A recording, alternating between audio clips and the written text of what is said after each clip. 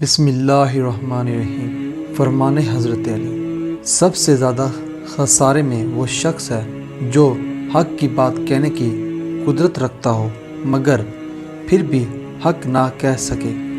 زندگی اس طرح بسر کرو کہ دیکھنے والے تمہارے درد پر افسوس کی بجائے تمہارے صبر پر رشک کریں۔ سچ ایک ایسی دوا ہے جس کی لذت کڑوی مگر تاثیر میٹھی ہے۔ احمق اپنے شہر میں بھی پردیسی ہوتا ہے اور اپنے عزیزوں کے درمیان بھی ذلیل ہوتا ہے۔ نا امید شخص ہر اچھا موقع بھی گوا دیتا ہے اور پر امید شخص ہر پریشانی میں بھی موقع تلاش کر لیتا ہے۔ اس شخص کو دوست مت بناؤ جو کسی محفل میں آپ کو شرمندہ کرے، چاہے وہ مذاق میں ہی کیوں نہ ہو۔ میں تمہارے درمیان ایسے ہی ہوں جیسے تاریکی میں چراغ ہوتا ہے کہ اس کے پاس آنے والا روشنی پاتا ہے۔ معافی جس قدر شریف کی اصلاح کرتی ہے اتنی ہی کمینے کو بگاڑ دیتی ہے۔ مصیبت کے عالم میں بھی مطمئن نظر آؤ اور مشکلات کے باوجود بھی خوش باش رہو۔ طاقت ہوتے ہوئے بھی کسی کو معاف کر دینا عذاب خدا سے بچنے کا طریقہ ہے۔ جو شخص ہمیشہ تمہاری خوشی چاہے اس کا اداس ہونا تمہارے لیے فکر کی بات ہے۔ کوئی تمہارا دل دکھائے تو ناراض مت ہونا، کیونکہ قدرت کا قانون ہے جس درخت کا پھل زیادہ میٹھا ہوتا ہے لوگ پتھر بھی اسی کو مارتے ہیں۔ خوبصورتی ایک نعمت ہے لیکن سب سے خوبصورت آپ کی زبان ہے، چاہے تو دل جیت لے چاہے تو دل توڑ دے۔ زندگی میں ایک ایسا دوست لازمی شامل رکھو جو آئینہ اور سایہ بن کر ساتھ رہے، کیونکہ آئینہ جھوٹ نہیں بولتا اور سایہ ساتھ نہیں چھوڑتا۔ اس سے ضرور معافی مانگو جسے تم چاہتے ہو، اسے مت چھوڑو جو تمہیں چاہتا ہے۔ اس سے کچھ نہ چھپاؤ جو تم پر اعتبار کرتا ہے۔ غربت انسان کو اپنے ہی شہر میں اجنبی بنا دیتی ہے۔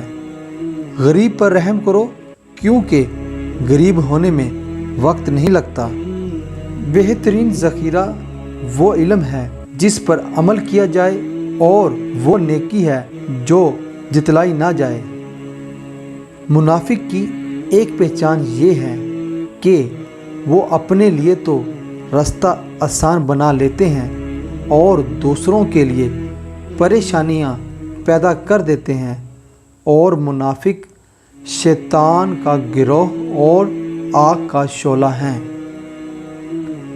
کسی کی خطا پر خوشی کا اظہار نہ کرو، کیونکہ تم خود بھی تو ہمیشہ کے لیے راہ راست کے مالک نہیں ہو۔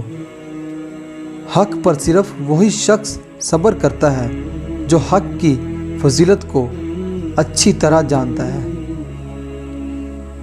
صبر کی دو صورتیں ہیں، جو ناپسند ہو اسے برداشت کرنا اور جو پسند ہے اس کا انتظار کرنا۔ اللہ تعالیٰ نے عورتوں کا حسن چہروں میں اور مردوں کا حسن ان کی باتوں میں قرار دیا ہے۔ دو چیزوں نے انسان کو ہلاک کر ڈالا، غربت کا خوف، شہرت کی طلب۔ کتنے اپنے ہیں جو غیروں سے زیادہ غیر ہیں، اور کتنے غیر ہیں جو اپنوں سے زیادہ اپنے ہیں۔ اپنی عقل کے ذریعے اپنی خواہشات سے جنگ کرو۔ دنیا میں وہی لوگ سر بلند رہتے ہیں جو تکبر کا تاج دور پھینک دیتے ہیں۔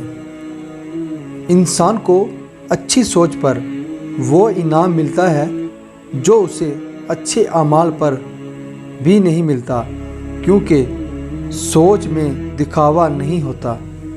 جو ذات رات کو درخت پر بیٹھے پرندے کو نیند میں گرنے نہیں دیتی، وہ ذات انسان کو کیسے بے یار و مددگار چھوڑ سکتی ہے۔